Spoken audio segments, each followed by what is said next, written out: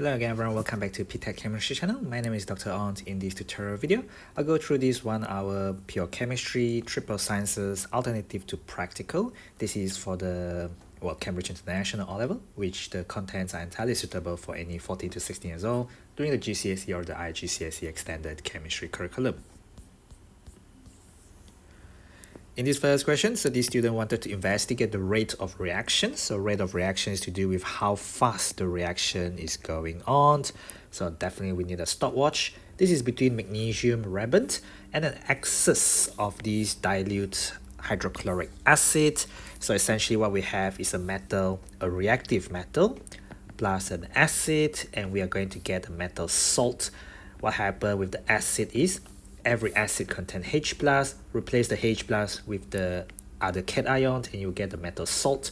We also produce hydrogen gas, which of course exists as this diatomic molecule H2 from the year 9 dot and cross covalent bonding. So this student uses this apparatus setup. This is just a conical flask with this delivery tube. So you would have seen this under gas collection topic as well as in practicals. This is just a measuring cylinder that has been filled up to the max, and then we inverted it and we only let go of the top as we submerge it into this water trough. And then what happened is, as this magnesium reacting with acid produce the gas is going to get collected and they will displace the water, therefore pushing down the water level as the gas get collected up there. So we have a conical flask X here, and we have a measuring cylinder, which is apparatus Y there. So X is your typical conical flask, and then Y is your typical measuring cylinder. So we cannot call that a gas jar. So this is not just for collecting gas, but you see that there are lines. So the lines there are basically graduations that allow you to read the volume on the apparatus itself. So you cannot use a gas jar, because even though we can use a gas jar for collecting gas, but we cannot use a gas jar for measuring the volume of gas, and that is what measuring cylinder is for. It has got graduation and lines to measure the exact volume of the gas form. So the gas made in the reaction is hydrogen gas. Describe how you can test for hydrogen gas. So despite the new alternative to practical 2023 syllabus would have given you the table results for the test on cations, anion, flame test, and gases. We are expected to know the result for the test anyway. So if you want, you can have a look at the table. But in theory papers like paper 1 and paper 2, you will not have access to those things to begin with. So use a lighted splint. The other thing for lighted splint is you can say use a burning splint. It's the one where the flame is still going on brightly, and then what happens is the lighted splint will extinguish, or they will goes off. So extinguishers mean they get put off. They get put off with a pop sound. In fact, the pop sound is very characteristic of the hydrogen gas being formed. As for the extinguishers, when hydrogen burns in oxygen, when hydrogen combusts in oxygen, that is going to give you liquid water, and we know that liquid water is used to put out fire, and this thing does not support combustion. It is used to put out fire, and that is why your burning or your lighted splint will definitely go off instead of continuing to burn even brighter. Now we have this graph here, which basically shows the results for 2 experiments that we did.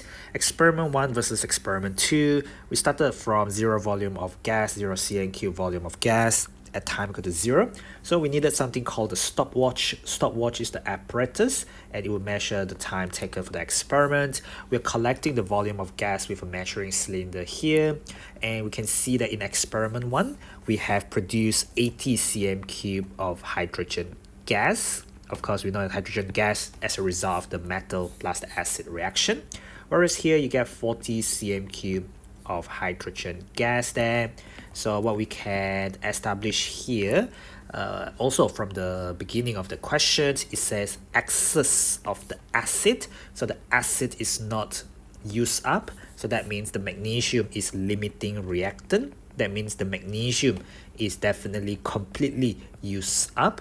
So if magnesium is completely used up, so when you get double the volume of hydrogen, therefore we must have double the mole of magnesium, because when you double the mole of magnesium, which is the limiting reactant according to the information given in the question where the acid was in excess, so when you double the mole, has to be the mole, because we're dealing with mole ratio in our balancing question, then we can get double the mole of hydrogen product as a gas, and therefore since the mole of a gas is related to the volume of the gas itself divided by the molar volume of gas, and this is true at room temperature and pressure for any gas at room temperature and pressure. Okay, we can also establish the idea that if we compare the initial rate, which is to do with the gradient of these kind of graph at time equal to 0, we can see very clearly that this has a steeper gradient than the green one. So the steeper the gradient, or the gradient value is higher, so therefore that one is faster rate of reactions for experiment 1 on top as a result of the steeper gradient there. Now use figure 1.2 to determine the total volume of gas produced or made in each experiment. In experiment 1, they come to this constant halt here, where the final volume of gas is 80 cm3 of hydrogen, 40 cm3 of hydrogen for experiment 2 there. We're going to take note of the units. Since the units are provided, we don't need to write down the unit. If the units are not provided, we have to write down the units there. Now use your answers in C part 1 to suggest what the student changed in experiment 2. Okay, so basically, as I said earlier, from the beginning of the question, the magnesium is limiting because the sulfuric acid, the hydrochloric acid was in excess. So we use excess acid that was given at the beginning of the question. So the magnesium is limiting. If magnesium is limiting, then double volume of hydrogen gas means double the mole of hydrogen gas. So if double the mole of hydrogen gas being produced, so therefore double the mole of magnesium reactant as a solid. So what we could say is therefore double the mass, because mole of the solid, we know mole of the solid is the mass of the Mr. So for magnesium, this one is fixed for the same magnesium, and we want to double the mole, so we double the mass. So double the mass of the magnesium ribbon, because we did not use powder, we used the ribbon. So they do not ask us about why, but I have done the why by right for the 1 mark. What had the student change? Double the mass of magnesium ribbon. Because we use ribbon, I cannot change it to powder because there will be a change in the surface area. We are not trying to change so many things at one time. We must keep the surface area constant. We must keep temperature constant, because what we are doing really here is just changing the mass of the magnesium. Changing the amount of the magnesium will change the volume of the gas as a result of the different mole ratio that reacted. For the very last bit in this question, on the same diagram, they have even bolded on the same diagram, sketch the curve expected if experiment 1 is repeated using magnesium powder.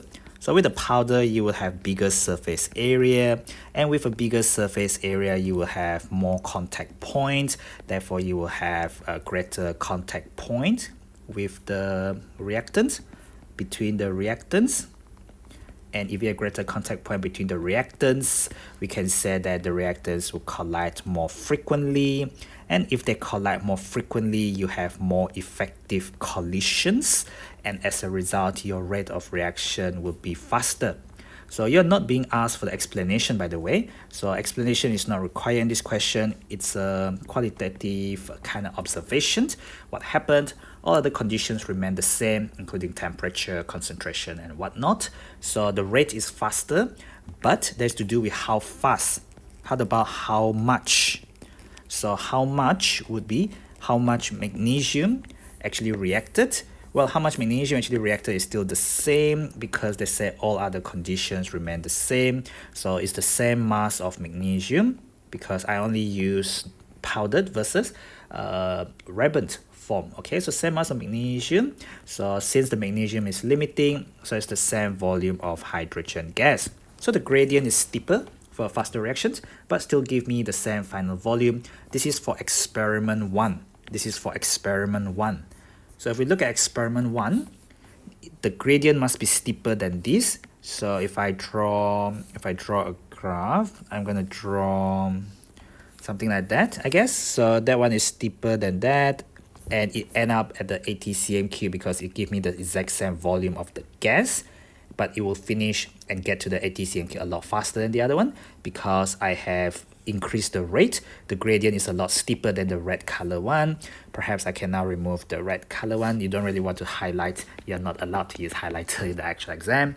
So 2 points there. Steeper gradient compared to the original experiment 1, but give me the exact same volume of the gas produced as experiment 1 because all other conditions remain the same. Those are my control variable. Whereas my change, which is my independent variable, is basically the surface area of the magnesium from magnesium ribbon in experiment 1 to using magnesium powder. And that's it really overall for this 7 marks question. In this third question, we have a student investigating the reaction between dilute HCl, and we have different aqueous solutions of sodium hydroxide. The student did 2 experiments. The student rinses a burette. So you always have to rinse the burette with the solution that you're using because there might be some impurities, or you don't want there to be any whatever water or whatever impurities left behind the burette. Very important to rinse the burette with that particular solution that you're filling it in. And once you do that, you throw away the rinsing and you fill the burette with the solution. So if the burette is if the hydrochloric acid is in the burette, therefore the alkali or the base must be in the conical flask. This is important as we think about color changes later on.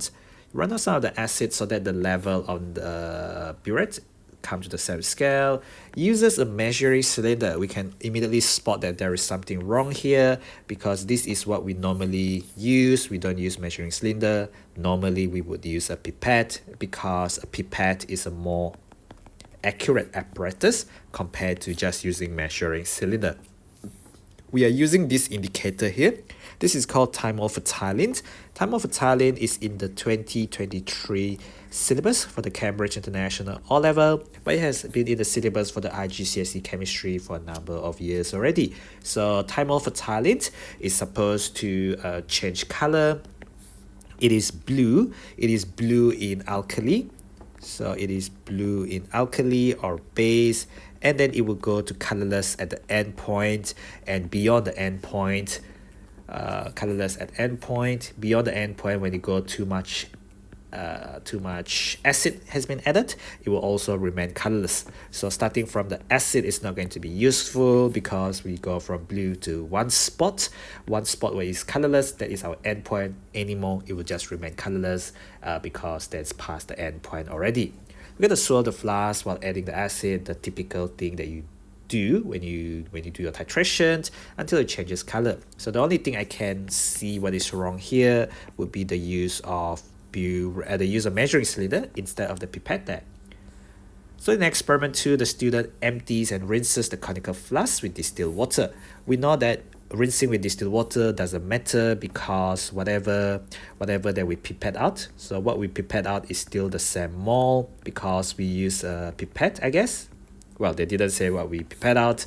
If I put it in the inverted comma, what we pipette out. In this question, you use measuring cylinder. That was the mistake in the question. There was the error. We pipette out. It's still the same mole. It's still the same volume, same concentration, and therefore the mole is the same, and therefore it will not affect the reading on the burette at all because you are titrating against the same mole of the substance in the conical flask. Despite you having a little bit of distilled water, the mole is the same. You're going to repeat experiment 1 using solution B instead of solution A. So we have different concentration of the sodium hydroxide. One is A, one is B. So this is solution B. This is NaOH still, but it is a different concentration according to the question which we have read from the beginning. use these figures to record the readings. These are what you call burette readings. So in O-level and in IGCSE chemistry, 14 to 16 years old, students should know that burette reading must be given to 1 decimal place, and then you are allowed up to plus minus 0.2 cm cube difference for your consistency, for your consistent or your concordant titles. We do not necessarily have this difference. It could be exactly the same, and that is what we're aiming for when we do actual practical. If you see this being 3, this is 4, so we are reading downward because we can read the numbers. The long line is 4, we read below the meniscus, so this is 4.1 cm cube. So the volume of solutions is in cm cube, 1 decimal place there. And we can see again, this is 29, this is 30, so we are reading downwards again. So there's 29.1, 0.2, 0.3, 0.4. So this is 29.5 because this line is below the 0.4, read below the meniscus. So the first reading, figure 2.1, 4.1 and 29.5. So this is experiment 1. 4.1 cm cube is the initial reading, and this unit has been given there. If they don't give you the label of the header, you must be able to write your own header together with the unit because you're supposed to fill in your own table. I forgot what's the other one already, 29.5.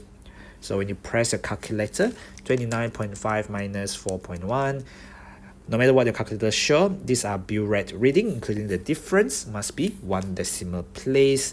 That is a must there. In experiment 2, so this is 16, this is 17, so again you are reading downward, 16.1, 0.2, 0.3, so this is 16.4 cm cube, that is 29, this is 30, this is 29.1 cm cube, as again you are reading downward. So 29.1 and 16.4. So 29.1 is your final titration volume.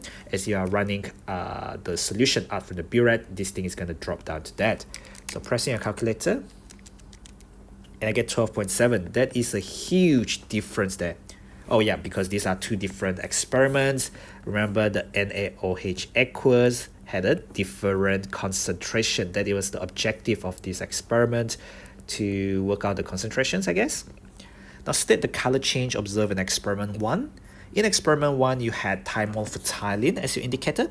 In the syllabus, in the lecture notes, this have been informed to you. So thymolphthalate would change color from blue in alkali. This solution A in a conical flask, A and B are sodium hydroxide. Sodium hydroxide are alkali or base. These are going to be blue with thymolphthalate, and they're going to go to colorless at the end point. So thymolphthalate turns from blue in alkali because you have the acid in the burette, so alkali in the conical flask, which was where you added the indicator. It's going to go to colorless at the end point. Now, which one of the solution A or B is the more concentrated?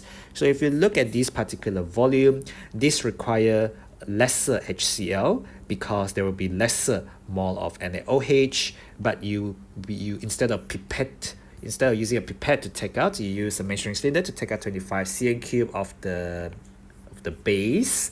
So that means that the lesser the mole of acid. So I could say, answering this question, I could start by explaining first. So the solution B in experiment 2, requires much lesser HCl to neutralize.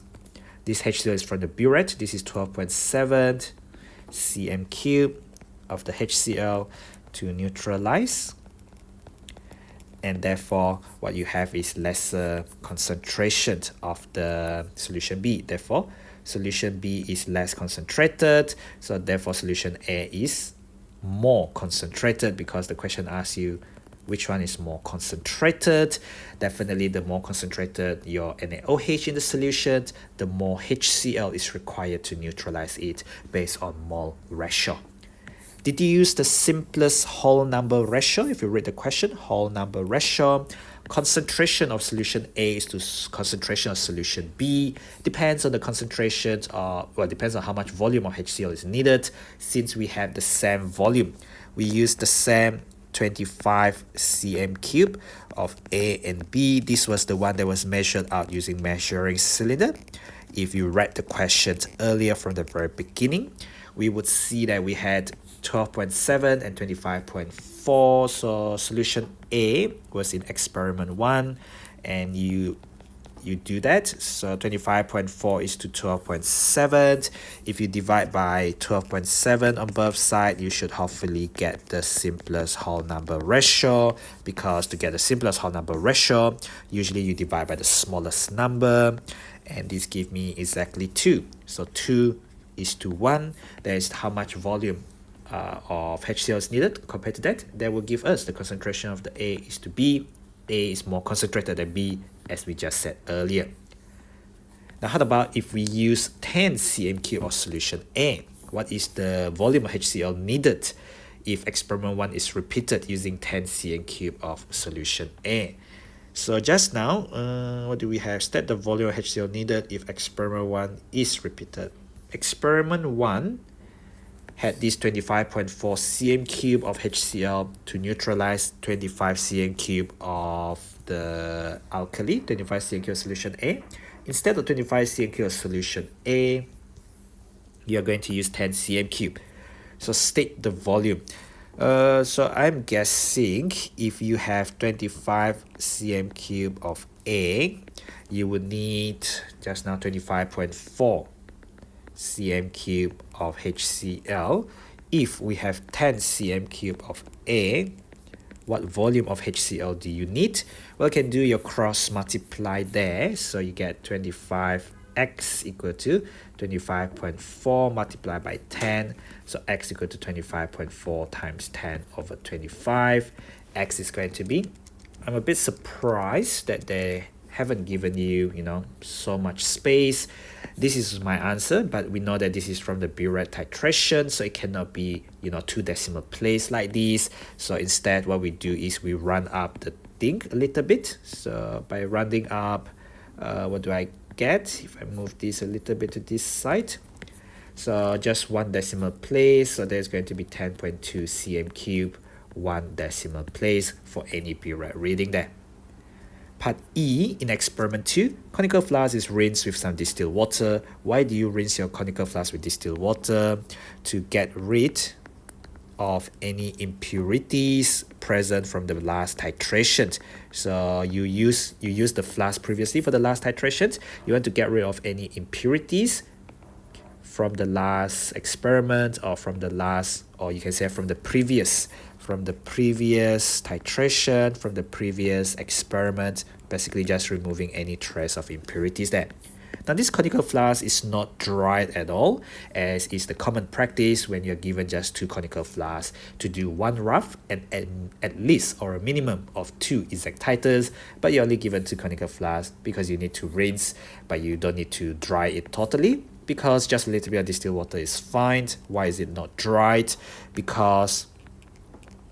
Why the conical flask is not dry? Because the amount of distilled water in there, will not affect our titer. Will not affect, or does not affect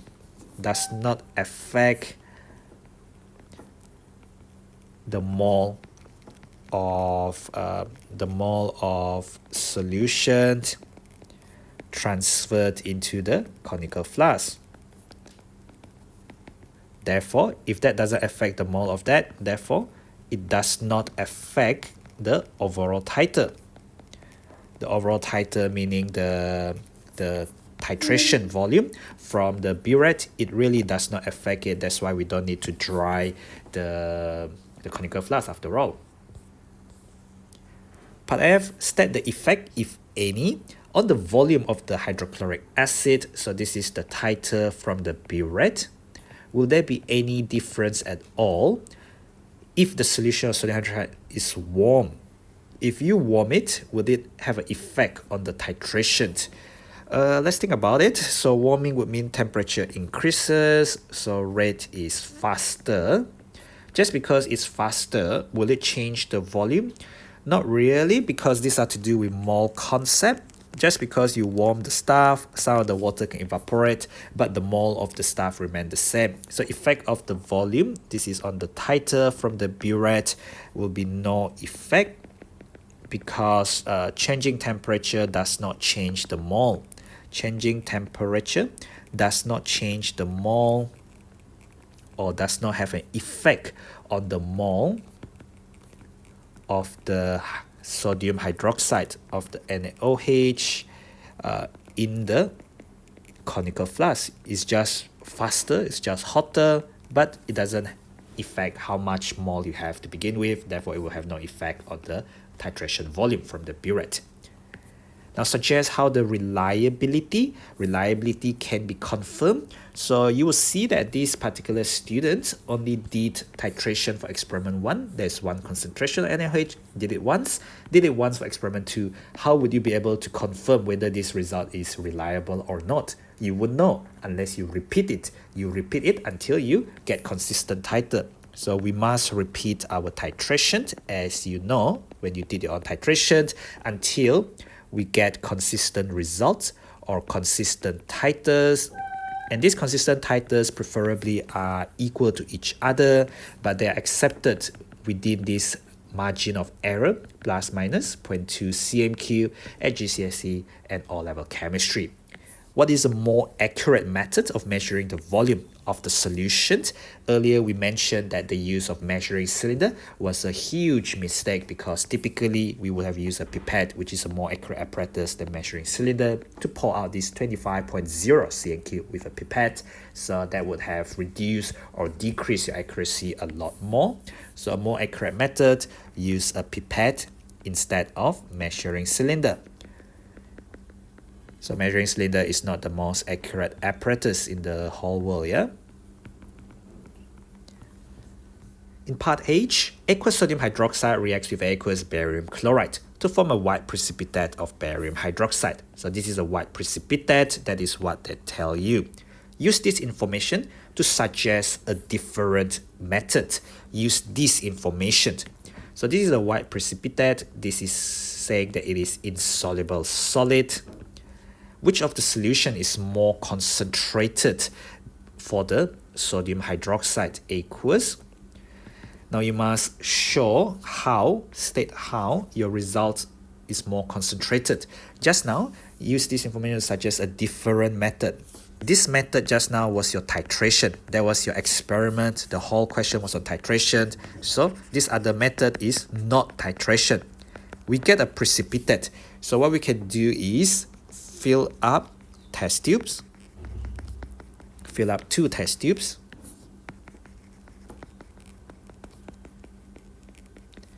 Each with solution A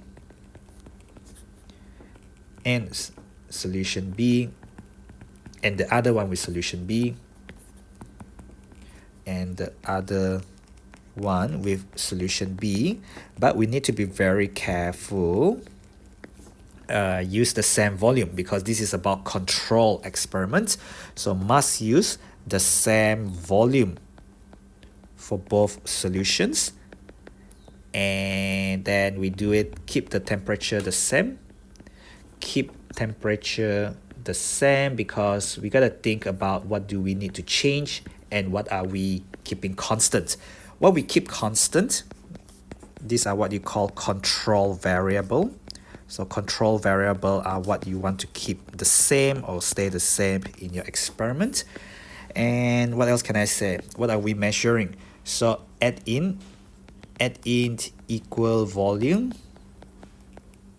of aqueous barium chloride. So we will get the precipitate, right? So what are we measuring then? So measure the height. Measure how much precipitate get produced.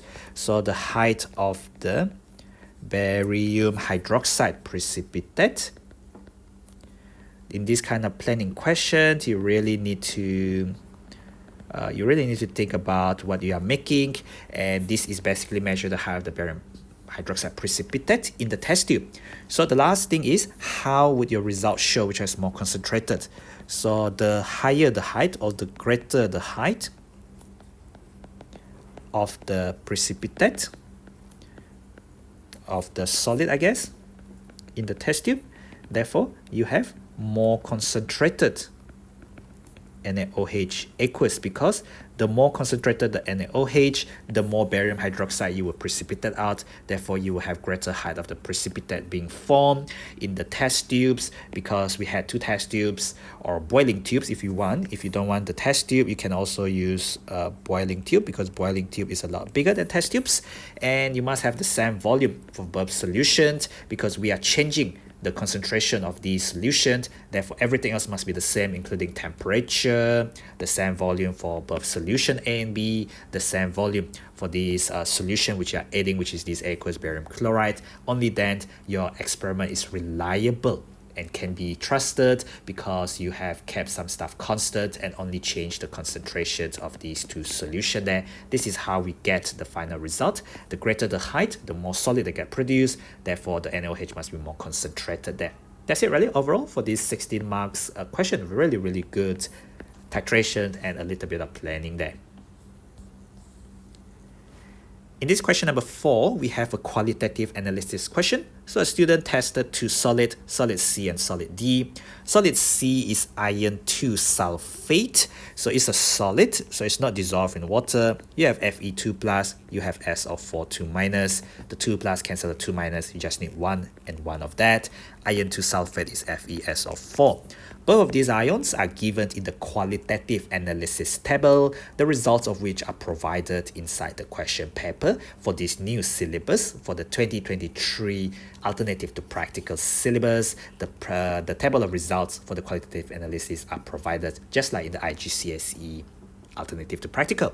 We're going to complete the expected observation. So the student dissolved solid C in water to get solution C. So what we have there is iron 2 plus aqueous, and we know this is a colored solution because it contains transition metal ion.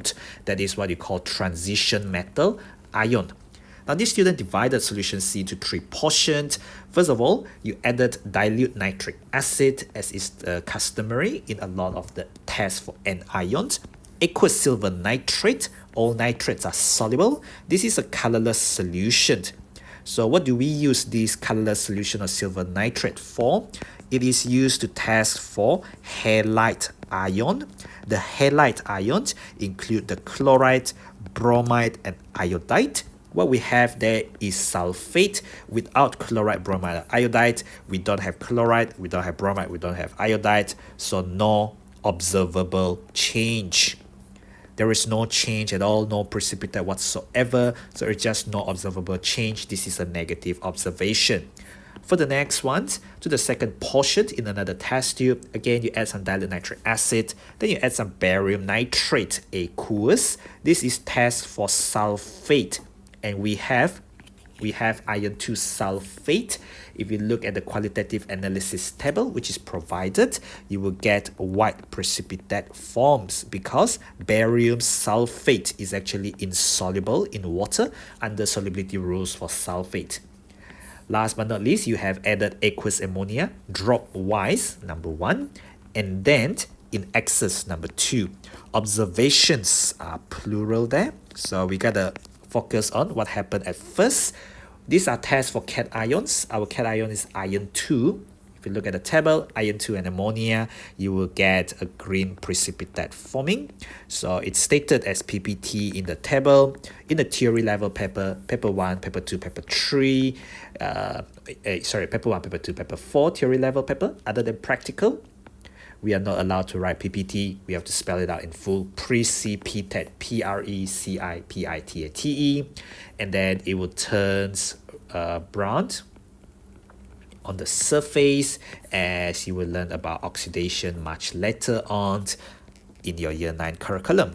So turns brown on surface upon standing or on standing for some time, and you saw this in the practical that you did, and you smell of rust as the iron 2 hydroxide start to form rust, which is iron 3 oxide. And then this precipitate this precipitate is insoluble. This precipitate is insoluble,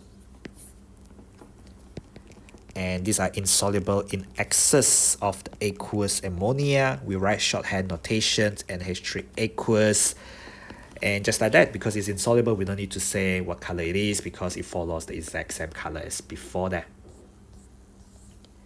Test on solid D. So just now we were told what solid C was, but in this particular test for solid D, we do a flame test, and we get an orange-red color. This orange-red color, if we look at the table, which I am going to show you, the flame color test, the orange-red color represents calcium 2 plus ions. This table is given in paper 3 practical and paper 4 alternative to practical from the 2023 syllabus onward, but this table with the colors and all these tests are not given at all in the theory level paper 1 and paper 2. So this must be calcium 2 plus ions present. To the first portion, add aqueous sodium hydroxide dropwise and then in excess. So you get a white precipitate, so not transition metal ions, and we know it's just calcium 2 plus then, because that gives you a white precipitate which is insoluble in excess of sodium hydroxide, further confirming together with the flame test after all. To the final test, you add nitric acid and you add aqueous silver nitrate. As mentioned earlier, silver nitrate aqueous is used to test for hair light, and you get a white precipitate, so that means chloride is present. So we have our cations, we have our anions. So identify the solid. Well, you can think about identification. It's not just of the cation and anions. These are what you call the combining formula, power, sorry. These are the combining power based on the valency, which are based on the charges of these particular ions. So what happened is you will crisscross the valency and you will get how many of these ions are needed to combine together. They haven't asked you for the name of the formula. You could have given either. You could have given CaCl2, or you could have given calcium chloride. That is the name of the compound. They haven't told you name the solid or give the formula of the solid. Either one will do that. Going back to the previous questions, describe how to do the flame tests. So all of these flame tests have a standard procedures. The one we show you in the lab, the one that you did in your own practicals, was that we use wooden splint immersed in a concentrated solution of the salt. Okay, so this is what we call a saturated or a very concentrated solution of the salt containing the cations. And what I had was, we have a wooden splinter. So these are splint immersed in this solution or soak in this solution for a number of days, and we take it out and we put it on the flame. The proper test, however, is using a platinum wire that are dipped into this solution, and then you do the exact same thing, except that we didn't have platinum wire in the lab, so we are not going to say something that we don't have. But if you do that platinum wire, explanation is entirely correct as well, as that had been in the theory part of the syllabus, and those were in the notes as well. So what I can say, however, is also immerse wooden splint into saturated. If you don't want saturated, you can say very, very concentrated solution containing the salt. And then what we do is we place the splinter onto a Bunsen burner, onto the blue flame. Has to be the blue flame, because if you use the orange color flame, it's going to get confusing between the orange color of the Bunsen burner flame and the orange color from the cations. Flame test onto the blue flame of Bunsen burner. And then what you do then is you record the color. You take note of the color, you record, you observe and record, I guess. Observe and record the color. So observe and record the color, and then identify the cations based on the color that you see from the flame test. And that is how you do a flame test there. And I done the previous question. So that's it really overall for this N marks question on qualitative analysis. In this next question, so we have some coffee beans. So what we are going to do is caffeine is a natural molecule occurring naturally in coffee beans. So caffeine is a white crystalline solid despite the black color of coffee. Caffeine, that is basically why we drink coffee to begin with, to keep us awake, that gives us the energy to stay awake even when we are drowsy or sleepy, is a white crystalline solid, very soluble in hot water, but then much less soluble in cold water. So that is the reason for crystallizing it when it cools down. Plan an investigation to obtain a pure, number 1, crystalline sample, number 2, and you have to get it from the coffee bean, which are solid, but we know that crystallizations are basically to get soluble salt, from its solution. Assume that all other soluble substances are very soluble in both hot and also cold water. Now we have to be very careful because these are very soluble in hot and cold water. So we got to separate out whatever other soluble substances are from the crystals of coffee bean, from the crystals of caffeine at the very end. Okay, so in the beginning, we got to talk about extraction first.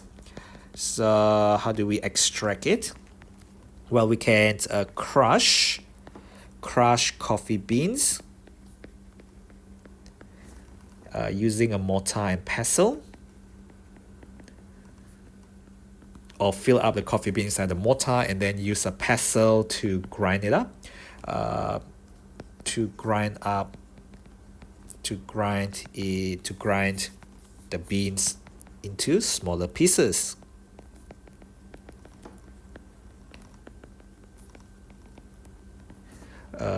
And hence extracting it. You need to extract using hot water because it says very soluble in hot water, not so soluble in cold water. Hence we drink our coffee hot, right, to get the caffeine out. So what you do is add in some distilled water. And then what we can do is transfer all into a beaker and heat. Why do we need to heat? So that we can get the caffeine out, and heat to get the caffeine out, to extract the caffeine,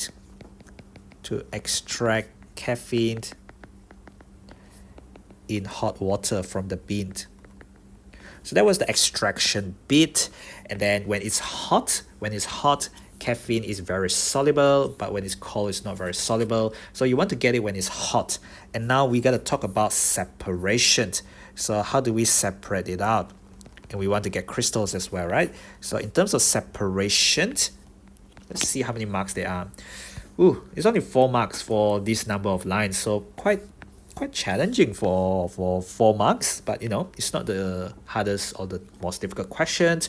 So after you have gotten your coffee drink, I guess, if you put it into hot water and then you have extracted it into hot water, then we filter the solution, just in case, filter the mixture to remove insoluble impurities, solid.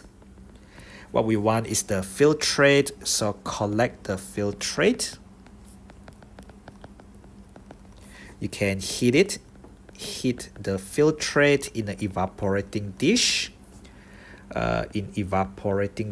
until it is saturated. So these next few bits are basically the crystallization fixed assay. And when we heat it until saturated, we then leave to cool. These are saturated solutions, so it is still a solution. So perhaps I just say the saturated solution. So there are no solid whatsoever. Leave it to cool. Leave the saturated solution to cool. And then crystals, and these are of caffeine, will form according to the question, it will form crystals because it's less soluble in cold water, so they will form in the solution as they get colder. And then what happened then is, well, you gotta purify, so purification. So they want pure caffeine. If you read the question earlier, they want pure caffeine. I have just gotten the crystalline caffeine out, but there might be other soluble stuff that are soluble in hot and cold water. So I had saturated solution, but now I have crystals. Then what you do is you can filter the crystals of the caffeine. So just get straight to the point for 4 marks. And then what happened is you just wash the crystals with cold distilled water. You don't want hot water because that would dissolve the caffeine, which you work very hard to extract to begin with.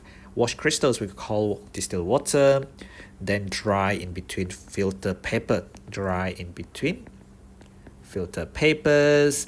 They didn't ask for drying, so you don't get any marks for that last bit on drying, but it's very typical to get a pure dry crystalline sample. You want a crystalline sample, so you can never hit it to dryness because these are the crystallization part of the essay.